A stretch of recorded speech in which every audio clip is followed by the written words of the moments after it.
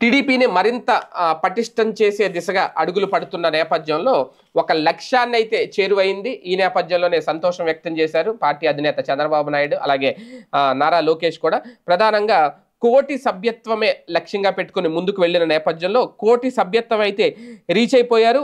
1,20,000 సభ్యత్వ నమోదైతే జరిగింది. ఇది నిజంగానే ఒక చరిత్ర. ఎక్స్లో ఒక పోస్ట్ చేశారు చంద్రబాబు నాయుడు గారు. 1,00,00,000 మైలురాయి దాటిన సందర్భంగా ఆయన ఒక పోస్ట్ అయితే చేశారు. పార్టీ సభ్యత్వం 1,00,00,000 దాటడంతో ఎంతో గర్వకారణంగా ఉంది అని చెప్పడం. రాజకీయ పార్టీల సభ్యత్వ నమోదులోనే ఇది గొప్ప రికార్డు అనేది. కాకపోతే తెలుగుదేశం పార్టీ మొదటి నుంచి కూడా సభ్యత్వ నమోదు కార్యక్రమం సంబంధించి చాలా సిన్సియర్ ఎఫర్ట్ పెట్టింది. దీనికి మూల కారణం ఎవరు అంటే ముందుగా నారా లోకేష్ గారికి క్రెడిట్ ఇవ్వాలి.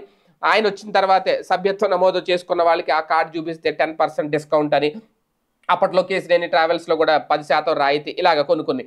అలాగే కార్యకర్తలకి ఇన్సూరెన్స్, బీమా సౌకర్యం కల్పించడం కానీ ఇవన్నీ. ఇప్పుడు అది 1,00,00,000 దాటడం అంటే నిజంగా ఒక రికార్డు సృష్టించారు. అలాగే పార్టీని బలోపేతం చేస్తూ ముందుకు వెళ్తున్న నేపథ్యంలో తెలుగు తమ్ముళ్ళలో ఒక జోష్ తీసుకొచ్చే కార్యక్రమం కూడా ఇది.